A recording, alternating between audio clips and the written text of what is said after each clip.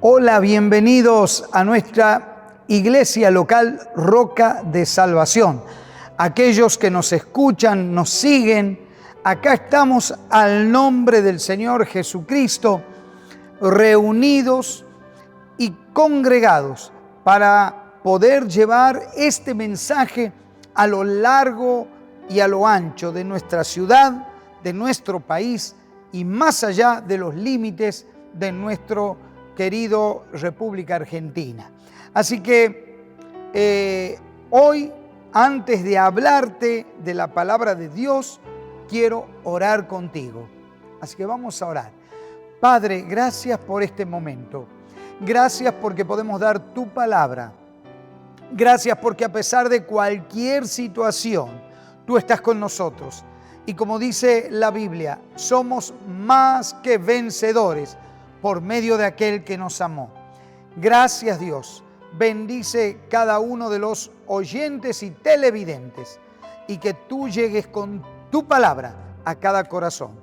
Gracias. Elimina al hombre de este lugar y que tú seas el centro de todo.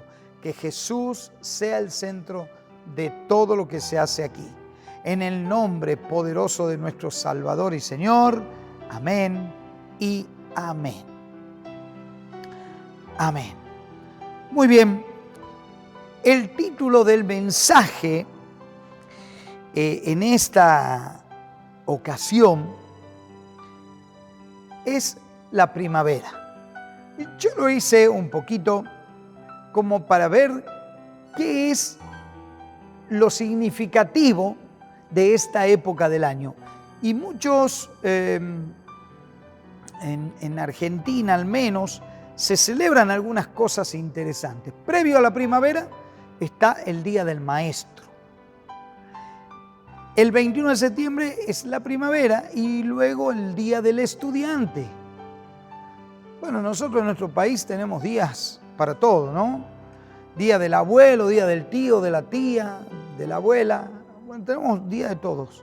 Pero lo importante es que la primavera en realidad es una etapa del año. Es un momento climático. Es dividido en 4 etapas grandes. Está nuestra área climática. Tenemos el verano, tenemos el otoño, tenemos la primavera, tenemos el invierno, o al revés, en algunas ocasiones tenemos en nuestro país, se da primero el verano, luego se da el otoño, luego el invierno y luego la primavera. Ahora, en otros lugares sucede diferente porque se mueve de una manera diferente nuestro sistema. Sin más ni más, hay algo que sucede en la primavera. En la primavera, al menos en Argentina, nosotros vemos las flores en ciernes. Y en otros lugares también sucede que en primavera hay cosas hermosas. La Biblia llama a la primavera bíblica la lluvia tardía, o sea, la lluvia que llega con un aliciente, con una propuesta de cambio en el suelo. Ahora bien, voy a ir a la idea de lo que quiero hablar en esta tarde y qué sucedía en una primavera, yo le llamaría trágica, aproximadamente unos 2500 años antes de Cristo. Así que voy a ir al libro de 2 Samuel, capítulo 11. En el verso 1 comienza un relato. La Biblia dice así, 2 Samuel 11:1. En la primavera, cuando los reyes suelen salir a la guerra, David envió a Joab y al ejército israelita para pelear contra los amonitas. Destruyeron al ejército amonita y sitiaron la ciudad de Rabá. Sin embargo, David se quedó en Jerusalén. Una tarde, después del descanso de mediodía, David se levantó de la cama y subió a caminar por la azotea del palacio. Paréntesis, David era el rey de ese momento. Mientras miraba hacia la ciudad desde la azotea, vio a una mujer de belleza singular que estaba bañándose, o sea, estaba desnuda. Luego envió a alguien para que averiguara quién era la mujer y le dijeron: es Betsabé, hija de Eliam y esposa de Urías, el hitita. Así que David envió mensajeros para que la trajeran, y cuando llegó al palacio se acostó con ella. Luego ella regresó a su casa. Betsabé recién había terminado los ritos de purificación posteriores a su periodo menstrual. Tiempo después, cuando Betsabé descubrió que estaba embarazada, le envió el siguiente mensaje al rey David: estoy embarazada. Entonces David envió un mensaje a Joab, a su general: mándame a Urías el hitita, al esposo de Betsabé. Así que Joab se lo envió. Cuando Urías llegó, David le preguntó cómo estaban Joab y el ejército y cómo marchaba la guerra. Después le dijo a Urías: ve a tu casa a descansar. David incluso le envió un regalo a Urías apenas éste dejó el palacio. Pero Urías no fue a su casa, sino que durmió esa noche a la entrada del palacio con la guardia real. Al enterarse David de que Urías no había ido a su casa, lo mandó llamar y le preguntó: ¿qué pasa?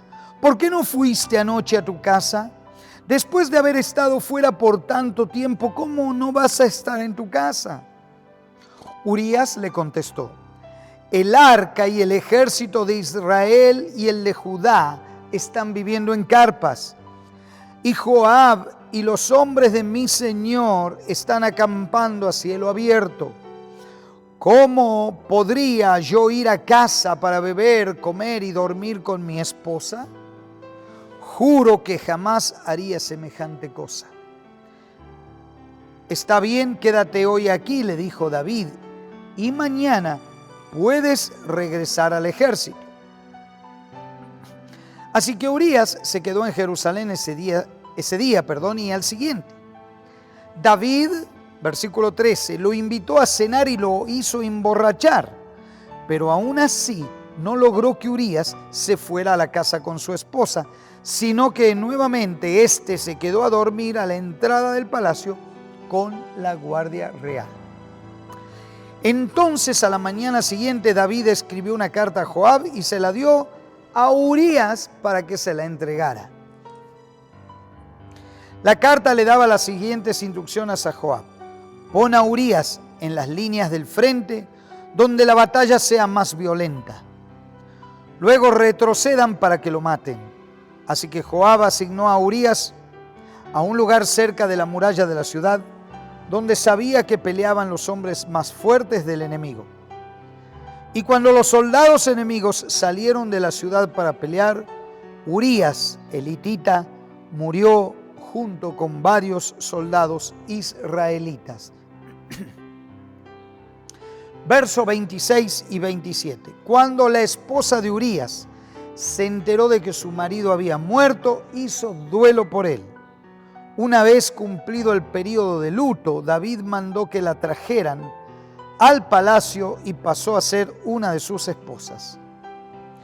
Luego ella dio a luz un hijo, pero el Señor estaba disgustado con lo que David había hecho. Hasta aquí nomás la palabra de Dios. La Biblia es un compendio de situaciones humanas. La Biblia nos pone en foco nuestro pecado. La Biblia nos pone en foco nuestras debilidades y también nos pone en foco las puertas que tenemos de salida. Pero el ser humano se choca con puertas ciegas, donde él mismo quiere buscar la salida y termina entrampándose como le sucedió aquí al rey David. Así que quiero dejarte 7 puntos bien establecidos en esta ya tarde-noche para que tú entiendas lo que está sucediendo en esta primavera fatal de hace en total más de 4.500 a 4.700 años. Así que tú tienes que ver que la historia marca un momento no tan solo en el relato bíblico, sino en la historia hebrea, un trágico momento donde tiene que ver, o el actor principal es un rey, una esposa de un guerrero, de alguien del ejército de David, alguien fiel, y también tiene que ver el jefe designado por David para el ejército en ese momento. Así que hay 4 personas implicadas en esta historia tan trágica. El primer versículo habla de la primavera y dice que en la primavera, cuando los reyes suelen salir a la guerra, y David mandó a todo su ejército. Él tenía que salir a la guerra. Los mejores hombres de David estaban en la guerra, pero David no estaba. El rey no estaba. Tú y yo debemos ir a la batalla a diario, porque la Biblia nos marca a nosotros lo que nosotros somos. David era un rey designado por Dios, y tú y yo somos reyes, y no nos podemos quedar en la azotea de nuestra casa, ni en el rincón de nuestra casa, ni tomando un mate como hacen todos, aunque tenemos derecho a tomar mate, o tenemos derecho a estar en paz, pero también tenemos obligaciones y responsabilidades. Somos cabeza de hogar, somos empresarios, somos estudiantes, somos personas de acción, somos catalizadores. Algo se produce cuando se arriman a mi vida. David era esto y tú eres esto. La Biblia nos marca lo que son los hijos de Dios. Primera Pedro capítulo 2, verso 9, dice que nosotros somos un pueblo elegido, somos sacerdotes del Rey, una nación santa, somos posesión exclusiva de Dios, nos debemos a Él, somos sus hijos, estamos en el ejército del Rey. Por eso pueden mostrar a otros la bondad de Dios, pues Él los ha llamado a salir de la oscuridad y entrar en su luz maravillosa. Otra versión dice, en su luz admirable. Así que si yo me puedo quedar en casa, me quedo. Si yo me puedo quedar a disfrutar de mi familia, me quedo. Tengo mis derechos. Dios me da el espacio para quedarme, pero tengo mis obligaciones. Debo llevar la luz de Cristo a este mundo que se está muriendo, este mundo que no reacciona a que Cristo vuelve. Así estaba David. Tendría que haber salido a la guerra como nosotros. Verso 2 dice la Biblia que David, antes de entrar en el verso 2, dice que David se quedó en Jerusalén, allí en su casa. Y una tarde, después del descanso del mediodía, dice la Biblia, David se levantó y andaba en la azotea de su casa y pudo ver a una mujer de una belleza singular. En segundo lugar, David dejó ociosa a su mente. Y en la mente ociosa, el diablo tiene acomodadas todas las piezas de su taller. Allí en esa mente ociosa, en esa mente que no piensa, en esa mente que no se relaciona con Dios, allí trabaja el diablo. Y allí David entró en la pornografía pura, directa, mirando a esta mujer. Porque bien podría haberse alejado, pero miraba a esta mujer.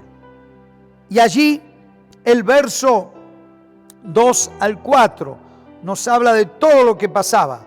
Cuando le dicen de quién era esposa esta mujer, lo mismo, él la manda a traer, tomando un atributo que los reyes tomaban en ese momento, que ni más ni más hoy le llamaríamos abuso de poder. No sé cómo se habrá llamado en aquel entonces, pero un rey que toma a la esposa de una persona, sea o no un guerrero, es un pecado de adulterio como lo que cometió David. David se acostó con alguien que estaba casada. Así que, en primer lugar, David no salió a la guerra. Tú y yo somos reyes y sacerdotes, debemos estar en pie de guerra. En segundo lugar, David se quedó con la mente ociosa. Cuidado con la mente ociosa. Tu mente y mi mente deben relacionarse y trabajar con el Espíritu Santo de Dios a diario. 3. Cuidado con el pecado. Cuidado con la pornografía. David llegó al pecado de adulterio. Quizás tú estás en algún, yo diría en algún espacio clave de tu vida. Allí es donde puedes renunciar y hacer que Dios te pueda utilizar y salir de esa mente ociosa. 4. David hace llamar al guerrero. Y aquí veo la mentira en el hombre de Dios. Comienza a darle el dulce a Urías. Lo llama a Urías. Y le dice, ¿cómo te va, Urías? ¿Cómo está la guerra? Él sabía perfectamente cómo estaba la guerra. Joab, su general, le tenía informado. Él sabía perfectamente. Cuidado, hombres y mujeres de Dios. Cuidado con la mentira. Cuidado con tramar labios mentirosos. Eso hace mal a nosotros mismos y a nuestros entornos. Cuidado con la mentira. David le mintió a este hombre y empezó la trama. E hizo que este hombre se quede en el palacio y que luego del palacio vaya a su casa y luego en su casa se deleite con su esposa. ¿Qué quería hacer con Urías? Quería que él sepa luego en lo posterior que Betsabé estaba embarazada y seguramente hacerlo cargo a Urías de su pecado, de su propio pecado, del pecado del rey mismo. David le quería enrostrar el pecado a Urías, el pecado que él había cometido, enrostrárselo a Urías. La trama, la mentira en un hombre o mujer de Dios no puede ser. En el siguiente punto, Urías muestra su fidelidad. No va a la casa de donde él tiene su hogar, no va a estar con su esposa, no va a emborracharse, no va a divertirse, no va a acostarse con su esposa. Ahora, otra parte del drama. Urías no fue fiel a su hogar ni a su esposa. Claro, pastor, pero Urías fue fiel al rey. Fue fiel al ejército, sí, fue fiel al ejército y fue fiel al rey. Pero no fue fiel a su hogar, a su esposa. Dice 1 Timoteo 5:8, no nos olvidemos que David lo estaba mandando a Urías a que pueda estar en su casa, cuando tendría que haber sido algo natural que Urías pueda haber ido a su casa. Pero Aquí se muestra la fidelidad hacia el rey y hacia el ejército, pero no a su casa. Primera Timoteo 5:8 nos habla a nosotros, queridos y queridas, nos habla a nosotros como hijos de Dios. Dice la Biblia, Primera Timoteo 5:8, aquellos que se niegan a cuidar de sus familiares, otra versión dice de su familia, especialmente a los de su propia casa, han negado la fe verdadera y son peores que los incrédulos. Aquellos que no atienden sus hogares son peores que los que no creen en Dios. Así que si yo creo en Dios, debo atender mi hogar. Es mi responsabilidad como rey y sacerdote. Debo atender a mi familia. Urías fue fiel al ejército, fue fiel a su señor el rey, pero fue infiel en su hogar. Es lastimoso, pero es así. Luego dice la Biblia en 2 Samuel, en el verso 14 al verso 17, que se trama el crimen de Urías y lo ponen al frente. David manda a que Joab lo ponga al frente a este varón, al frente de la batalla, donde más arreciaba la batalla. Y la Biblia dice así, que lo pusieron cerca de la muralla de la ciudad, donde sabían que peleaban los hombres más fuertes del enemigo. No tenía cómo escaparse Urías de esa trama. Así que terminan muriendo Urías. ¿Saben que lo más trágico no tan solo es que David perpetró este crimen, sino que Urías murió sin saber que su esposa estaba embarazada? Urías murió sin saber que iba a tener un hijo, su esposa.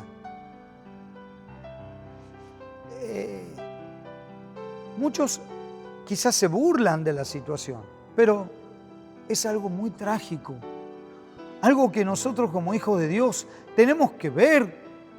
Cuánta fidelidad nos hace falta con Dios, con nosotros mismos y con los que tenemos a cargo. Mi querido, mi querida, es tiempo de que tengamos el sentimiento de Jesús. Sabernos liderar para saber liderar a otros. Sabernos cuidar para cuidar a otros. Sabernos amar a Dios, saber amar a Dios para saber amar a otros.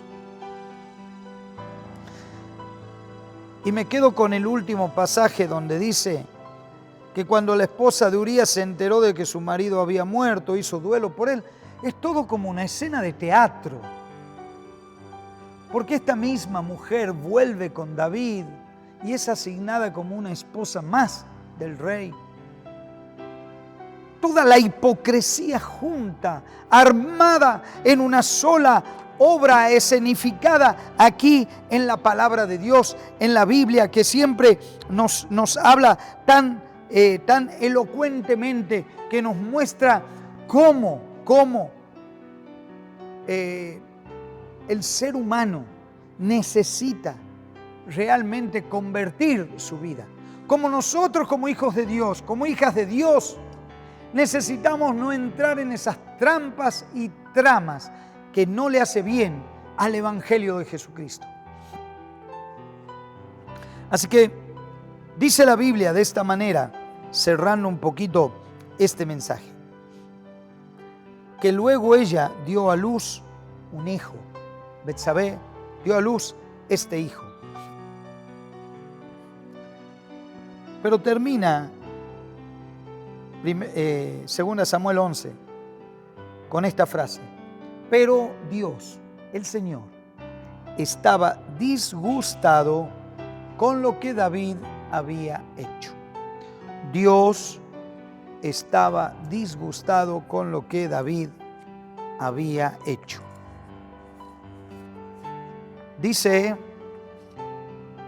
el profeta Oseas, capítulo 6 del profeta Oseas. Y esto es para que tú puedas saber que por más disgusto que tenga Dios, siempre hay un momento de restauración. Por favor, pon tu pecado en las manos de Dios. El arrepentimiento tiene que ver con volverme del mal camino, volverme y hacer las cosas diferentes.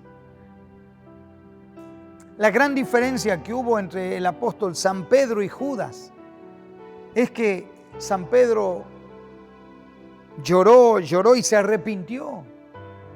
Judas quizás lloró, pero se terminó ahorcando porque sabía que dentro suyo no había arrepentimiento, dentro suyo había solo un remordimiento. Así que, ¿qué quiero decirte con esto? Que hay espacio para la restauración.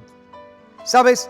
Dios, a través de Jesucristo, hace de arquitecto de nuestras vidas y recompone los pedazos rotos que estén en nuestro interior y en nuestras vidas diarias y cotidianas. Dice Oseas capítulo 6, verso 2. Dentro de poco tiempo, Él nos restaurará para que podamos vivir en su presencia. Qué hermoso, ¿no? Oh, si conociéramos al Señor. Esforcémonos por conocerlo. Él nos responderá. Tan cierto como viene el amanecer o llegan las lluvias a comienzo de la primavera, vuelve a aparecer la palabra primavera. En una historia de la narración bíblica, en una parte de esta historia, la primavera marca algo trágico, pero aquí en Oseas la primavera marca la restauración del ser humano. Préstate a esa restauración. 7 puntos que te dejo refrescado en este tiempo. Primero, somos reyes y sacerdotes y debemos enfrentar el día a día. Segundo, no debemos tener una mente ociosa. Tercero, cuidado con el pecado que trae la mente ociosa. Cuarto, cuidado con tramar mentiras, porque no está bien en aquellos que se dicen, al menos que se dicen que creen en Dios. 5, no se puede ser fiel al trabajo, fiel a un gobierno, fiel a un ideal, fiel a una ideología, fiel a una profesión, fiel a un comercio, fiel a una empresa, si no se es fiel primero en el hogar. Porque para reflejar la fidelidad de Dios, debo ser fiel en mi hogar. Sexto, saber cómo se mueven los míos. Saber qué es lo que pasa en mi entorno. Urías no sabía lo que pasaba. Yo debo saber lo que sucede alrededor mío, porque es salud para mi vida y para otros. Y 7, el pecado no cuenta con la aprobación de Dios, pero es tiempo de restauración. Tú puedes restaurarte en esta hora. Te invito a orar. Padre, en el nombre de Jesús, hoy reconozco que estuve con mi mente ociosa, con mi mirada nublada. Te pido perdón Y quiero ver la primavera como el tiempo de restauración. Quiero conocerte cada vez más. Quiero conocer a Jesús, a quien tú enviaste, para que yo te conozca cada vez más y pueda restaurar mi vida. Gracias. Esta palabra hoy entró en mi corazón y acepto que Jesús recomponga los pedacitos rotos de cada una de las áreas de mi vida. Y declaro que en mi interior y mi exterior están sanos para la gloria de Dios. En el nombre poderoso de Jesús. Amén y amén. Dios les bendiga ricamente.